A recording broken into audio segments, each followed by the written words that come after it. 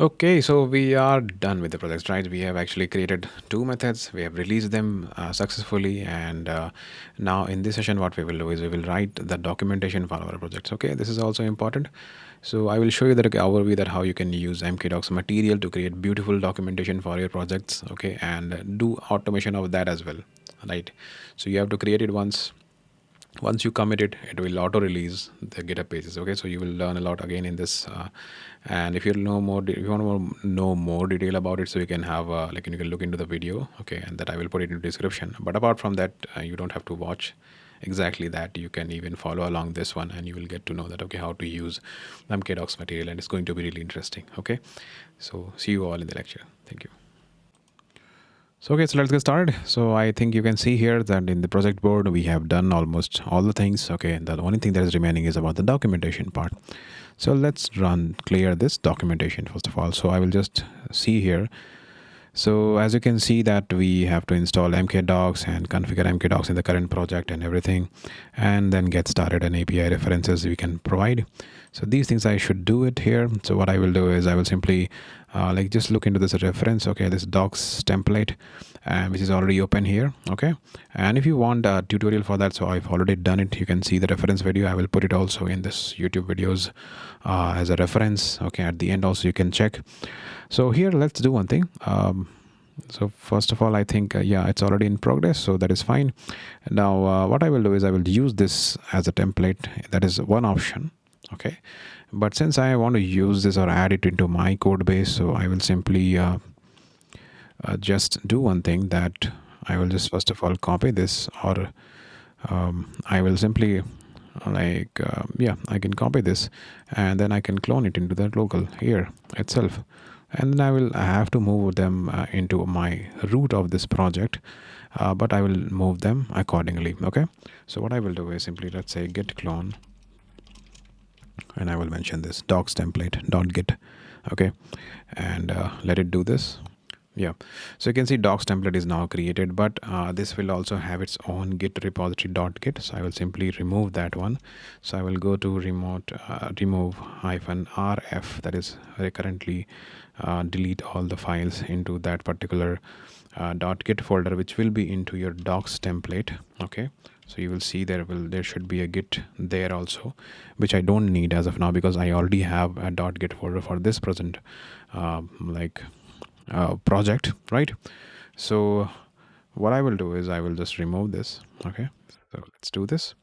Now in this case you will see there is a .github also there. So I will simply update this because by this name I already have it. So I will call it as a docs-ci, and I will save it, and I will also rename this to docs.yaml. Okay, and I will just move it to my .github workflows. Okay, so I will keep it here, move it to docs YAML, so this will be available when I will do it. Okay, so I will leave it there, and then after this, so I in this case I don't need this folder. I will remove this, so I will simply delete this .github. Okay, inside that docs template, and then inside the docs you will have certain things, and also we will have init.sh, which is also for this particular project. So I will just select that. Even license part I will drop it. Okay, and readme.md as well as requirements.txt. Okay, requirements.txt will keep it for a while, and the rest of the things I will just simply delete. I don't need it. Okay, it is taking time, so let me again right click and delete it. So I don't need those files. And now what I will do is I will simply like drag this files to my root of this particular folder. Okay, so I will simply move out from there, and I will just simply drop this docs template. Okay, I will remove this. So you can see that now I have a .github docs. Okay, and I have also like mkdocs-yaml. Okay, so here it will ask me to do some configuration. That means I need to provide the repository name. So repository name is this, by this name only. So I will just change it here. Then I have index.md in the docs file, and I have a description also. I can mention that a library for rendering YouTube, and reference sites in Jupyter notebook. Okay, so I will mention this, And here I will mention repository name as ipynb, repo name also I will change it. And I think rest of things should be fine without any issue. It should be like that only. Okay, yeah, so rest of things absolutely fine. So this is intact. And in this images I don't have as of now, so I will leave it as it is. JavaScripts also I will leave it as it is. And our index.md I can make a change here. Okay, so I will, first of all I will say that welcome to, or we will say that ipynb renderer package. Okay, so I will just make it that way, and then inside that I need to write something about it. Okay, and then I will say that getting started. So for the first thing that you have to talk about the installation part, installation, how to do it, and then we will have a quick start inside that. Okay, and then we can have a like API reference. So I will, for the API reference I will create another folder or another markdown file. Okay, so let me show you that, okay, how it will look like if I have to show this as a documentation. Okay, so for that I need in this one you can see that I needed in the requirements I should mention one more thing, that is about the mkdocs if I have to create it. So I will simply mention here mkdocs. Okay, and I will also copy this paste into the development as well. Okay, mkdocs. So let's install this. So I can simply say pip install -r requirements underscore dev.txt. So if I do this, it will simply install mkdocs. Okay, so it will find out like everything is already installed, only that part will be left. Okay, so let's wait for it. Now pynb renderer, it is actually updated to, okay, it still says that it is still 0.0.0. so let me also pull that, git pull origin main, because we have done some changes there. So I will pull that changes. Okay, so it is simply update my requirements.txt, as you can see here in the setup.py. So you can see it's now 0.0.3. Okay, so again let me try one more time to update this. Okay, so that it can simply update this ipy renderer package, right? So it should be updated to 0.0.3. So again it's to 0.0.3, and let's confirm that, okay, if it is having mkdocs first of all also. So grep mkdocs, so it should print here, yes, mkdocs version is now 1.3.1. so I will mention this also specifically here to avoid any issue. Same I will do it with the dev environment as well. Okay, so I will just get rid of this part. Okay, and this I can leave it as it is. Okay, so now let's see that, okay, how it looks like, right? So I will simply run here mkdocs. So okay, so it will serve the documentation here locally. Okay, it says that okay, there is some issue here, just let me check. Okay, so I missed one thing here. So instead of this mkdocs, I should write mkdocs-material, because mkdocs is actually a very basic, right? It provides you a very basic themes, right? So instead of this, I should mention mkdocs-material, because that is having some beautiful views. Okay, so let me do this again. I will again do the like installation. Okay, let me run this dev.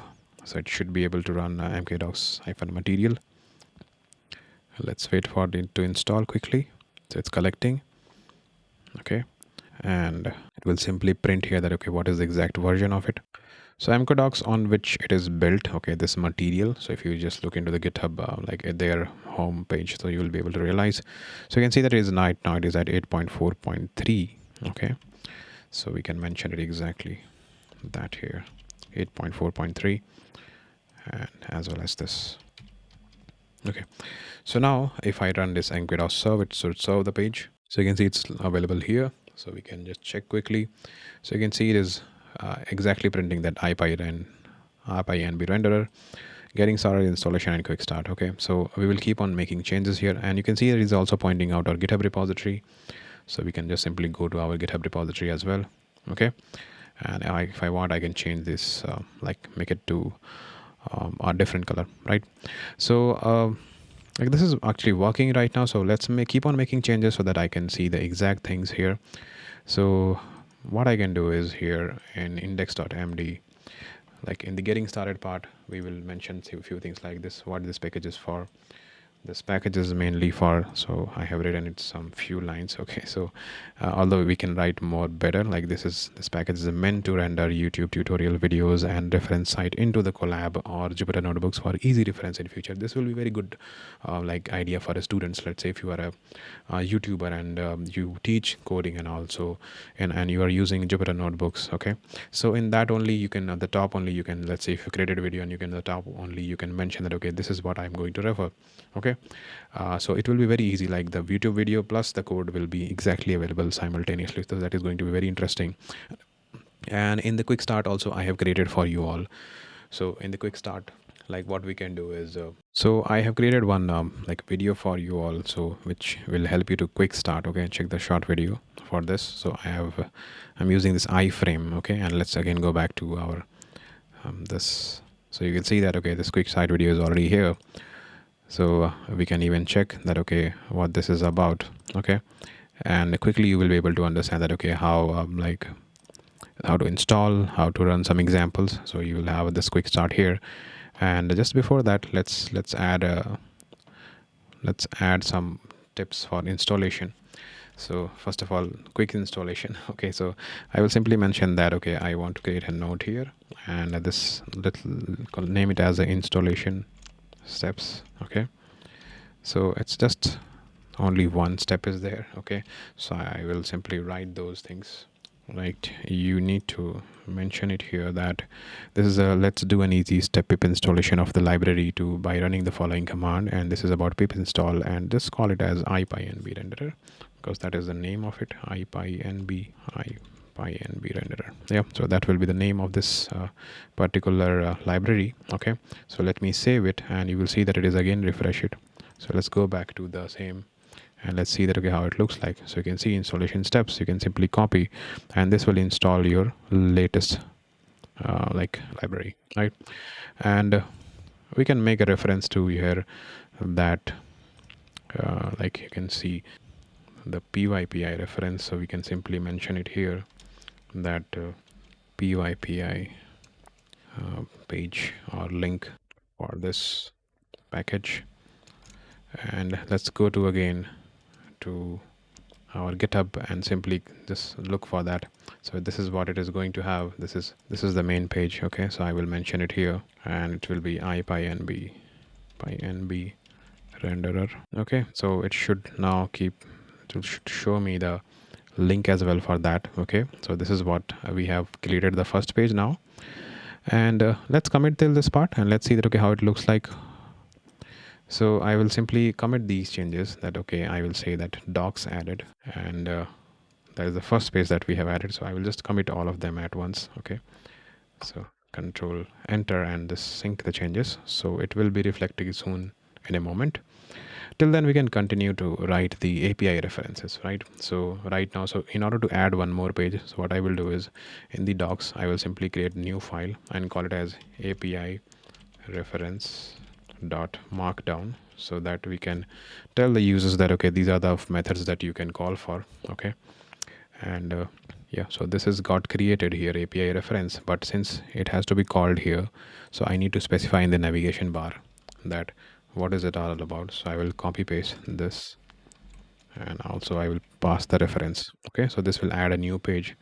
Now here I can simply mention that okay, it's about API reference. Okay, so we will simply mention that okay, like the first about the first case, and this is about like rendering YouTube videos.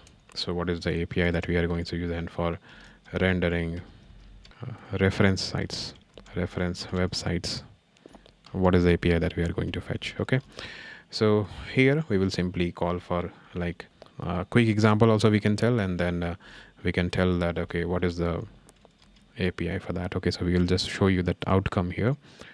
So I will simply say Python. Okay, and I will write here from, or we can simply copy paste right from our code base also. So we have a code base, right? So here our I think also in the research section we have already called it. So from there also we can simply pull this example code. So we have for the first example that this is your rendered YouTube video, so I will just simply copy paste into this. From this you should import that, and then after that you can just define a URL. Okay, so URL you can look for, like in this example I can just simply pick from this URL only, that URL1. We were working on the first URL, let's say this one. Okay, so I will simply mention that URL here, and we will use it into the render. This is a quick use case we can showcase here, okay, as an example. So you can say that this is a short example that you have, okay, and so we'll mention it as that, okay, this is a short example, and but I need to tell that, okay, what it contains, right? So I can write it in like, if you can just look into the TensorFlow any API. So what they do is, like, they give you something like this. Like, I can show you an example. So let's say if I look into this, so it says that, okay, what are the arguments and what it returns. Okay, so in the same way we can also define this. So for that I can create a table here. So to create a table here, so we just have to write pipe symbols. Okay, and I can just simply define few things, like what is here are args. Okay, and then their description. Okay, and in this args, so let's look into this. First of all is going to be your URL. Okay, so this is of type, we can just define everything. It's a string input which contains any YouTube URL. Okay, YouTube URL. And before that also we should again use this part. So let's see that, okay, if it is like able to create a table or not. So we'll again come back here. So you can see, go to the API reference now. So okay, it's not able to create a table right now. So what I will do is I will have to actually end it with this. Okay, so here you should see that, okay, it is expecting this. Okay, let me just write it here. So triple dash, and then it should be able to now create a table. Let's check this again. So if you're not able to generate this, so what we can do is we can simply go back again and just search for any like table creator. Okay, so from there also you can find it out. Let's say if I search about this, so you will see that, okay, the first search that you will get about table generators. Okay, so let's say if I want to create it for, I think I have a 3 arguments, right? So I can just go for this option. Okay, so it will simply generate this table, right? So I can simply mention here that what is I talking about. So I am talking about the args, right? And in this arguments I need a description. It's easy for us to write like this description. Okay, and first argument is about URL, so you can talk about their description, like what you want to write here. Okay, then we have like, I think it's height and width. So what do you want to pass? Okay, so it should be able to, like, let's click on generate. So it should be able to do this, and we will just copy paste till this part because I don't need the last one, so I will just remove it. So let's copy paste here and just get rid of these last parts because we don't need that. Okay, so let's save it and let's see the output. So if I just look into this, so you will see that it will be able to generate this, right? Args and description. So now you will define this URL height and width, and then after that, in the same fashion, what I will do is I will simply also mention that what it will return. Okay, so I will also create a table for it. So I will say that what it returns, and I can mention the description. So it will return simply what, that whether it's a success or not. Okay, so it simply returns a success. Okay, so I will mention that okay, it returns success. And if there is an error, okay, so it will also return success or invalid URL exception, it will say. Okay, so that's what it will give you. So as you can see here, it got updated here, so it will say success and all, and I will just drop the others. Okay, because this is just one response it will get. So in this way, and similarly, okay, let me put the description of this one as well. Okay, so as you can see that I have added all the details that is needed here. So you can just check the YouTube, okay, rendering YouTube. So it is looking for string, integer, and output is also output it is expecting is a string again. So same thing I have done it for YouTube here. So the first example was about YouTube, and so here you can see that about the arguments and type and description I have mentioned. So it is a URL string and then input URL of the YouTube string. Then again it is going to be height and width is also in integer, and it is also I have given a default value as well. Then in the return section it is expecting its response it is you are getting is going to be a success, or it is going to raise an invalid URL exception. That is a possibility. And next is about the rendering a reference website. So for this also we can write a reference code here. Okay, so let me write it in this part. Here I will just write a reference code for this, and here we can simply call for, instead of this we will go for a rendering of this site. Okay, render site. So we will say render site, and here we will also call it render site. And in this example I will just show you that like I will just show you pytos.org, right? So I have in the research section, okay, you can just pick up from the manual itself. So for any of the website I think which I have rendered, so you can check. Yeah, so pytos.org I have rendered, so you can just simply copy paste and let's mention this into our API reference, right? So as a part of this, so we should mention this URL here, pytos.org. So this will be one of the examples of it. And so this is how we can use it, right? So and apart from this, let's say if you want to mention more details, so you can simply again go to YouTube section. Okay, and here we will simply look for this. So we can simply copy paste, right? Just copy paste this part. And if you want to mention render YouTube utils, so you can just simply mention everything. So YouTube URL is equals to, you can define it as URL. Width is equals to, you can define it directly. Okay, equals to sign. And similarly we can define height as something. So let's say it is 480. So this is if you want to use it in this way, so we can use it. And just like that we can also make an example for getting site as well. So in this one again we can copy paste this part. Okay, and here we can simply mention that, okay, if you want to use it completely, so you can just simply, so then this way, so URL, okay, is equals to URL string wise we can mention, okay, that is 100%. So we can say that, okay, I just need 90% of it. And then height also we can go for a, let's say we can just slightly reduce it to, let's say 500. So this is how you can pass it an input as well. And you can just also check that, okay, how it looks like. Okay, so as you can see here, it looks like this, right? It has given an example, so you can just simply publish in this way and you can use it. So you can definitely use it directly. So these are the two main examples right now. I know that you can write more and more details, but I think this is just for a demo. So I hope you can understand this, and although I will keep on updating this as well, like, okay, to make it more and more better, right? So now let's say if you want to keep it inside, not directly visible, because I want to people to focus on the here on the example part. Okay, so what I can do is I can mention this into a close admonitions. Okay, so close note section. So let's call it as a example. Okay, and let's see there how it looks like. Again, go back to our example section of API reference. So we should be able to see here like this way, example. So you can check the short example here directly. So it will be available as a close reference for you, example reference. So in the same way we can try for others as well. So I will just copy paste this. And here also we can mention just below this, and I can just put it here. And let's define this hashtag short example here. And let's see if this is also available inside that connected strings. Okay, inside that closed box, so that we can just, whenever if we need it, so I can click on it and it will be visible. Similarly for this one as well, so I can definitely use this example, right? And I can just get this understandings that, okay, what it is trying to give you as an outcome. So I think I have conveyed the brief about it. So I hope this is fine.